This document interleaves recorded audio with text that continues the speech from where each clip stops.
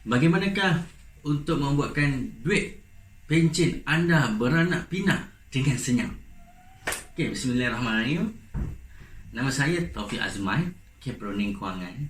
Okay, video ni saya tujukan khas kepada warga usia yang dah umur 55 tahun ke atas, ataupun anda yang ada ibu bapa yang berusia 55 tahun ke atas. Okay. Apabila sebut duit pencen ni, selalunya duit pencen ni datang daripada bila kita dah bekerja seusia muda sampailah kita seusia umur 55 tahun ataupun dah pencen. Untuk orang pencen KLSP umur 55 tahun dah boleh bawa keluar duit daripada KLSP. Tapi apabila orang kerja kaki tangan kerajaan, selalunya dia ada choice sama ada 58 tahun ataupun umur 60 tahun.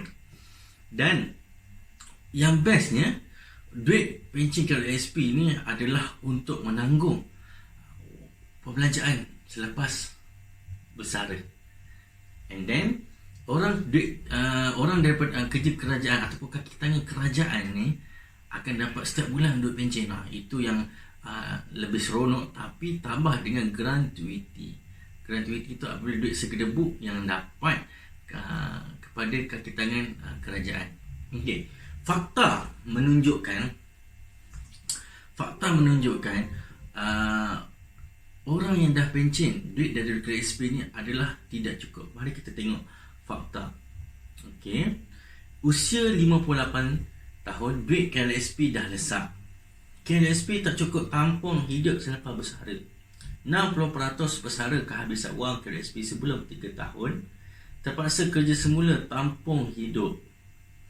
Miskin selepas pencen. Apabila kita dengar pelbagai-pelbagai cerita ataupun berita-berita tentang ini, kita rasa takut ataupun rasa gusar. Adakah wang pencen kita cukup untuk kita bersara? Tapi jangan risau. Apabila kita tidak cukup wang bersara tu, kita boleh gandakan dengan di saluran yang dipantau oleh Bank Negara Malaysia ataupun Suruhanjaya Security untuk kita kembangkan duit itu. Tak apa, sebentar lagi saya akan cerita. Okay. Selalunya bila orang dah pencen ni dapat duit KLSP, selalunya mereka akan simpan di instrumen kewangan, antaranya macam tabung haji dan ASB. Tabung haji amat meranjatkan pada tahun 2018 memberi hibah serendah, itu yang saya tahu paling rendah dalam sejarah, 1.25, dan juga tahun 2019 3.05.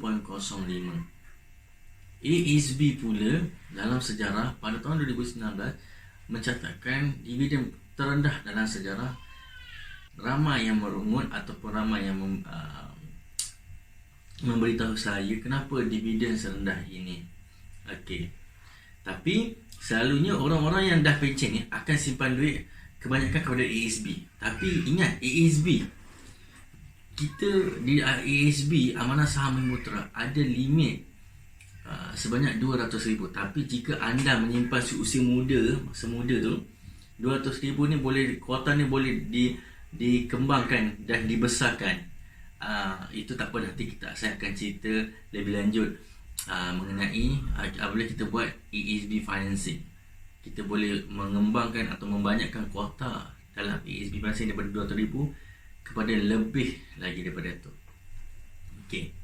Apabila itu ada kuota lah. Tapi apabila orang menyimpan dekat tabung haji pula, okay, ataupun ASB, amatlah selamat, kerana setiap kita masuk RM1 adalah 1 unit. Untuk pengetahuan anda, ASB juga adalah unit amanah. Okay, nanti saya akan tunjuk dekat skrin yang ASB adalah unit amanah. Tetapi unit amanah ASB financing ni adalah sangat selamat lah.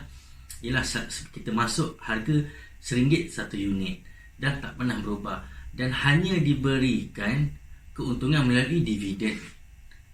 Itu yang menarik tentang Amanah Saham Putera. Cuma Amanah Saham Putera ni kalau kita nak tengok kepada high return, tidaklah terlalu high return, cuma selamat, duit dapat dikembangkan dengan lebih baik. Cuma still boleh make profit lah untuk siapa-siapa yang menyimpan dekat ASB dan serta tabung haji. Alright, okay. Sebenarnya dekat Malaysia ni kita ada banyak tempat menyimpan ataupun untuk pelaburan, untuk kita gandakan wang simpanan kita yang sedia ada ni. Jika orang dah bersara, dia tak tahu nak menyimpan dekat mana duit ni, boleh menyimpan dekat tempat-tempat yang lain. Kita kat Malaysia ada banyak, tetapi wajib tempat simpanan yang kita nak menyimpan tu ada dua kriteria ni. Satu adalah dipantau oleh Bank Negara Malaysia BNM dan juga dipantau oleh Suruhanjaya Security. Okey. Selalunya yang memantau Bank Negara Malaysia, yang dipantau oleh Bank Negara Malaysia dan juga Suruhanjaya Security adalah IPD, Institut Pengurusan Dana. Sebelum ni saya ada cerita tentang Institut Pengurusan Dana. Institut Pengurusan Dana juga boleh diterima untuk menyimpan cash. Okay.